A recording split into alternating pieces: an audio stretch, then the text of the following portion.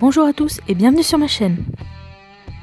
Dans cette vidéo, je vais vous montrer comment j'ai créé de faux os pour le maquillage d'une fracture ouverte.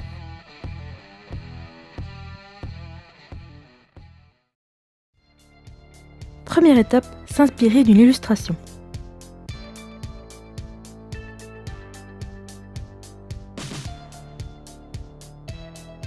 Ici, j'ai choisi le tibia pour simuler une fracture ouverte à la jambe. L'idée m'est venue en retrouvant de la pâte à modeler qui sèche à l'air et que j'avais oublié au fond d'un tiroir. Je vais donc l'utiliser en matériau de récupération.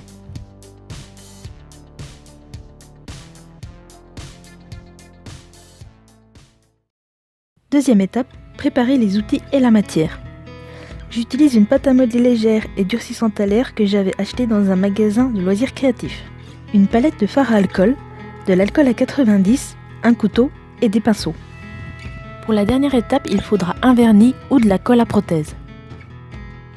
Troisième étape. Dans le morceau de pâte, je vais tailler un cylindre allongé. C'est assez facile car une fois séchée, la pâte ressemble à de la mousse. Si la pâte est molle et que vous pouvez la modeler, c'est encore mieux. Donnez-lui la forme que vous voulez et laissez-la sécher.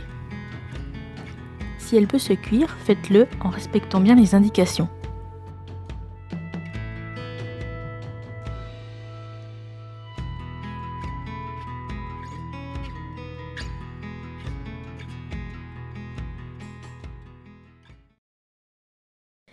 Quatrième étape.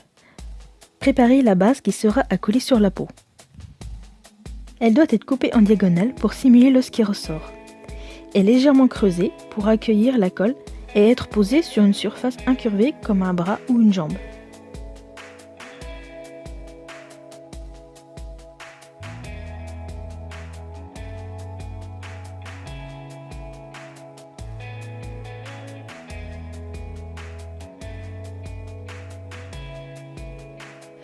En cinquième étape, je vais couper l'os en deux parties inégales. Ce sera l'endroit de la cassure.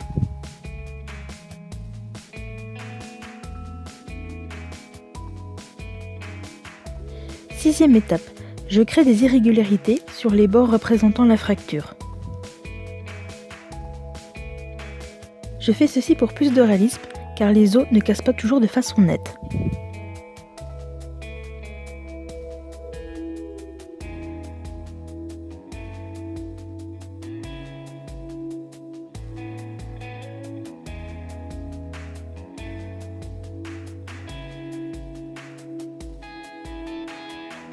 Septième étape. Il est temps de mettre sur la peau et de voir ce que ça donne. Rectifiez les angles d'inclinaison si besoin.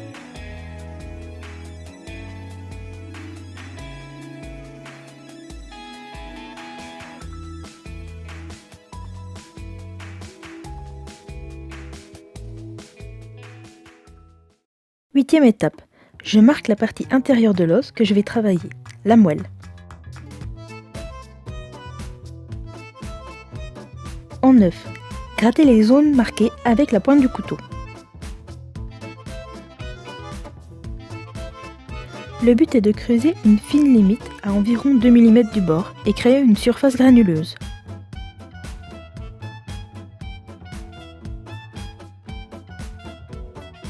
Je fais ensuite de même avec la seconde partie de l'os.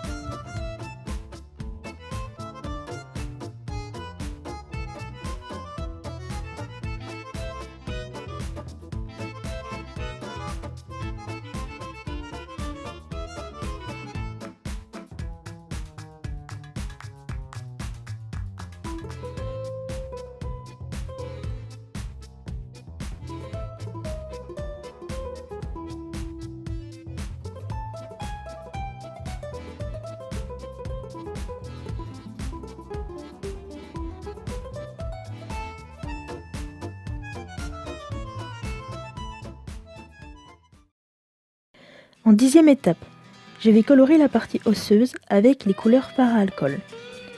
Je vais utiliser du jaune, légèrement, et du rose. On peut voir au premier coup de pinceau que c'est trop vif, donc je dilue la couleur.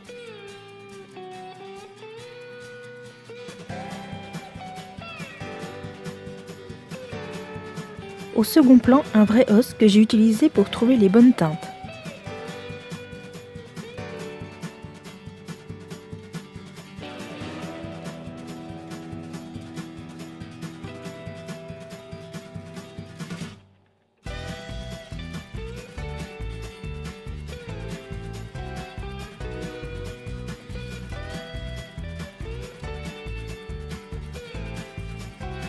11e étape. Même s'il est préférable de le faire avant la coloration, je lime les surfaces pour enlever les traces de couteau.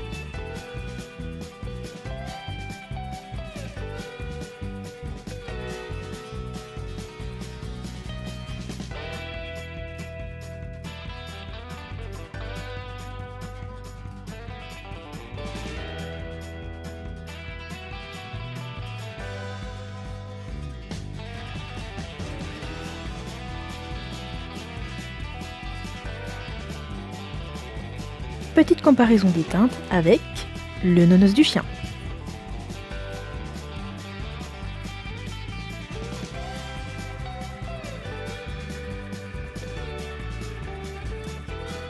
Douzième étape.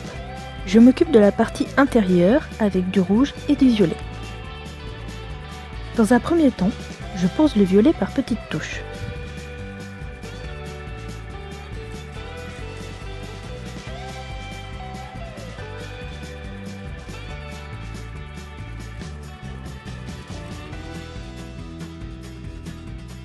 Je passe ensuite de l'alcool à 90 dessus pour estomper le tout. Même chose avec la seconde partie de l'os. Je prends du rouge vif comme le sang frais et je colore en petites touches comme avec le violet.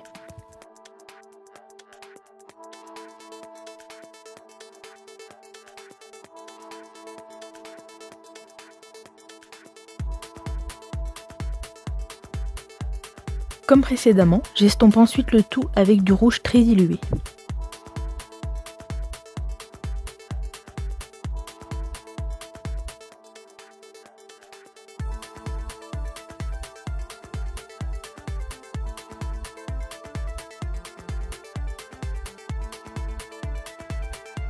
Avec le même rouge, je renforce l'illusion de profondeur dans la limite à 2 mm du bord.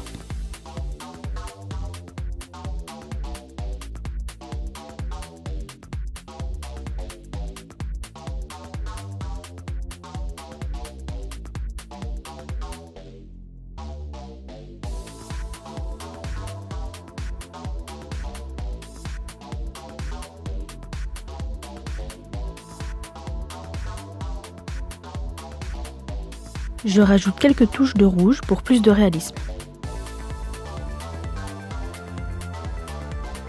Étape numéro 13, je colore la partie extérieure de l'os avec du rouge se rapprochant de la couleur du sang frais.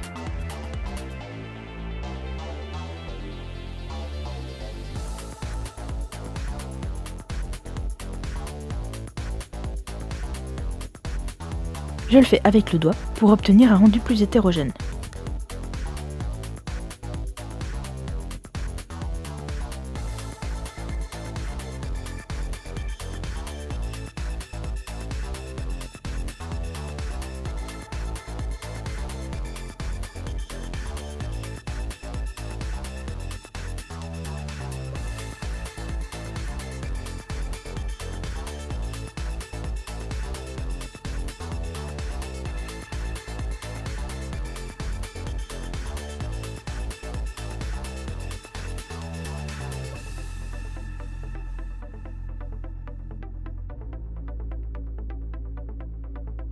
Voici ce que j'obtiens une fois coloré.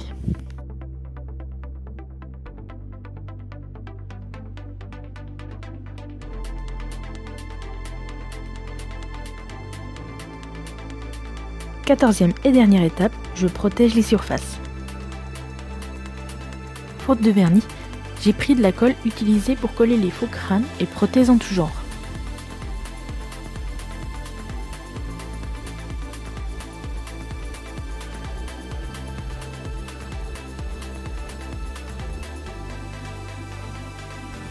Voici d'autres créations faites avec la même méthode.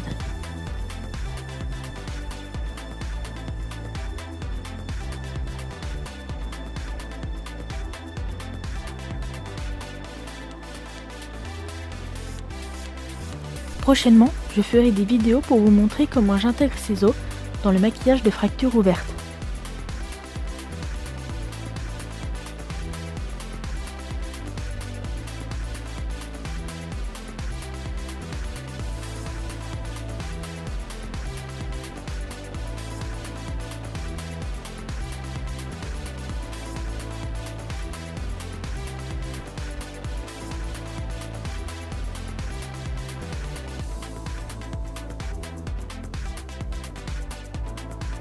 Merci d'avoir suivi cette vidéo et à bientôt!